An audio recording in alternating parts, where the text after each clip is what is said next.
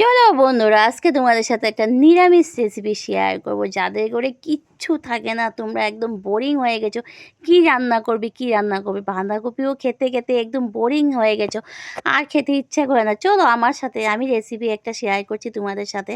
তো এরকম করে দেখো, একটু ভালো লাগবে, কারণ আমরা এখন বাঁধাকপি ফুলকপি খেতে খেতে আমার আর ভালো লাগছে না।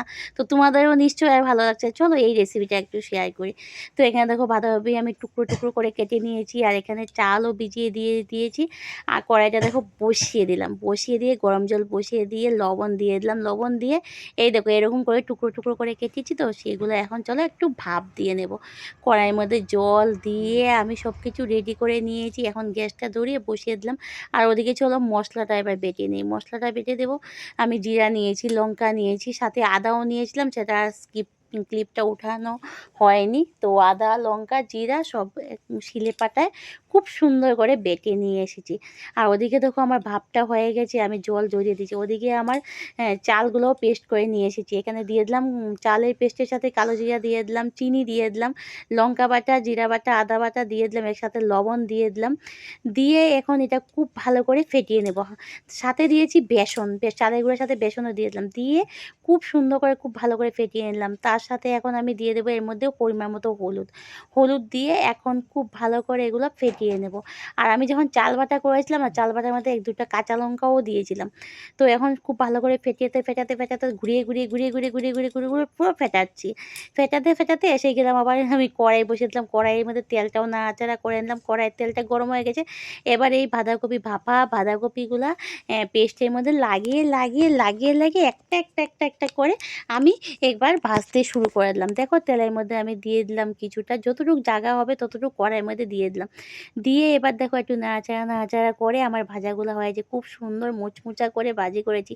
এভাবেই খেতে খুব পছন্দ লাগে। তার সাথে আবার রসা করেছি, সোমবার নিরামিষ, তো তার জন্য একটু রসা করলাম আর কি। তো দেখো পনির খেতে খেতে একদম বিরক্ত হয়ে গেছে মুখ। তো এবার দেখো আমি তেল গরম হয়ে গেছে, সব বড়াগুলো ভেজে নিয়েছি। এবার তেল গরম হয়েছে, তেল গরমের মধ্যে জিরা ফোড়ন দিয়ে দিলাম, শুকনো লঙ্কা তেজপাতা ফোড়নে দিয়ে দিলাম, তার সাথে টমেটো কুচি দিয়ে দিলাম। দিয়ে এবার একটু নাড়াচাড়া করা শুরু করলাম। টমেটোগুলো একটু ভাজা হবে আর কি, তার সাথে একটু গলেও যাবে।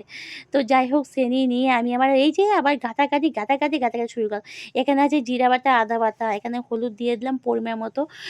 তেলের মধ্যেই আমি হলুদ দিয়ে দিলাম, হলুদ দিয়ে আমি খুব ভালো করে নাড়াচাড়াই করতে আছি। নাড়াচাড়া আর কি কাজ, রান্না করতে হলে খালি নাড়াচাড়াই করতে থাকি আমি। এদিকে জিরা বাটা আদা বাটা দিয়ে দিলাম, তারপরে এখানে শুকনো লঙ্কা আমি বেটে রেখেছিলাম, সেই শুকনো লঙ্কাটা একটু দিয়ে দিলাম। ওটা জাস্ট একটু কালারের জন্য দিয়েছি আর কি, কালারের জন্য দিয়েছি। ওটা দিতে লাগবে সেটা কোনো কথা না। তারপরে দেখো মশলাগুলো এবার তেলের মধ্যে আমি খুব ভালো করে কষাবো, এমন কষাবো, মানে টেস্ট কারে করে টেস্ট, কোনো হাত চেটে খাবে এইভাবে। দেখো আমি কীভাবে ঘুরিয়ে কষাচ্ছি, দেখেছো? কষাতে একদম তেল ছেড়ে দেবে। এবার দেখো ভালোভাবে, দেখো তেল কি সুন্দর করে চেয়েছে। এবার দিয়ে দিলাম পরিমাণ মতো লবণ, কারণ আমি বাঁধাকপির মধ্যে লবণ দিয়েছিলাম, বড়া বানানোর সময় লবণ দিয়েছিলাম, ভাপা যখন বসিয়েছি তখনও লবণ দিয়েছি। এবার দেখো আমি পরিমাণ মতো লবণ দিয়ে খুব ভালো করে কষলাম। ওরে বাবা, চিনি দিয়ে গুতিয়ে কষাচ্ছি। কষাতে দেখো চারোপাশ থেকে তেল ছড়াচ্ছে, মানে তেলগুলো ছেড়ে দিয়েছি আর কি, তেল ছেড়ে দিয়ে মানে মশলাটা খুব ভালো করে কষানো। এদিকে আলু আমি সিদ্ধ করে রেখে হাত দিয়ে একটু চেটকে রেখেছিলাম। এবার এটা খুব ভালো করে কষাবো, মানে এত সুন্দর করে ভাজবো, ভাজতে মানে এটা টেস্ট পুরো হয়ে যায়। দেখো কি কালার হয়েছে, এভাবেই তোমরা নিয়ে খেতে পারবে, মানে খুব সুন্দর করে ভেজে নিয়েছি। কালারটা জাস্ট দেখো, ওয়াও, চেনি দিয়ে খুব ভালোভাবে নাড়াচাড়া করছি। মানে যত মশলা কষাবে, যত সবজি কষাবে, তাই টেস্টটা কিন্তু সেই হয়। আমি তোমাদেরকে একটু চেনি উঠিয়ে দেখাচ্ছি, দেখছো কি সুন্দর হয়েছে। এভাবে একটু রেখে ভাতের সাথে খেতে কিন্তু এটাও খুব ভালো লাগে। তো সুন্দর করে কষিয়ে নিলাম, আমার মনে হচ্ছে কষানি আরটু কষিয়ে নিই। তো কষিয়ে দেখো কড়াইয়ের চারপাশে যদি লেগে থাকে না, আমার একদম ভালো লাগে না। আমি কি করি, চেনি দিয়ে সবসময় এরকম করে এক জায়গায় জমিয়ে নিয়ে দেখো একটা ক্লিপ তোমাদেরকে দেখে দিলাম, জমিয়ে রেখেছি, মানে এটা খুব সুন্দর কষানো হয়ে গেছে। এবার আমি এর মধ্যে পরিমাণ মতো জল দিয়ে দিলাম। তো আমার জল গরমটা ঠান্ডা দিয়ে দিলাম, এর মধ্যে গরম জল দিলে আরও বেশি ভালো হয়। দিয়ে দেখুন আমি কি ঘুরাঘুরি করছি। জাস্ট কালারটা দেখো বন্ধুরা, wow! Wow! Wow! Looking like a wow! খুব সুন্দর কালার আছে। তারপরে দেখো ঝুলটা ফুটতে উঠে গেছে। আবার চিনি দিয়ে ঘুরাঘুরি ঝুলটা ফুটে উঠে গেছে। এবার চলো সব বড়াগুলো এর মধ্যে ছেড়ে দেব। আমি যতগুলা বড়া ভেজেছি সব বড়াগুলো এর মধ্যে ছেড়ে দিলাম। মানে এক ঢিলে দিয়ে দিলাম ওর উপরে ফেলে। দিয়ে এবার একটু নাড়া।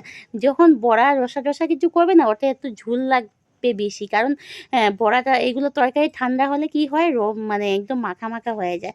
তার আগে একটু ঝোলের পরিমাণটা বেশি দিতে হয়।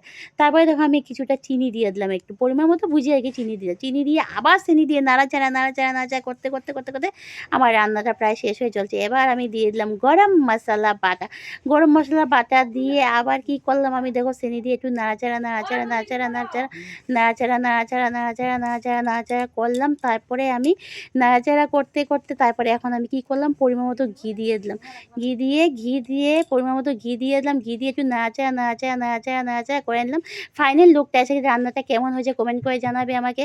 যদি তোমাদের কাছে ভালো লাগে লাইক করবে, কমেন্ট করবে, শেয়ার করবে। আশা করি তোমাদের কাছে খুবই ভালো লাগবে।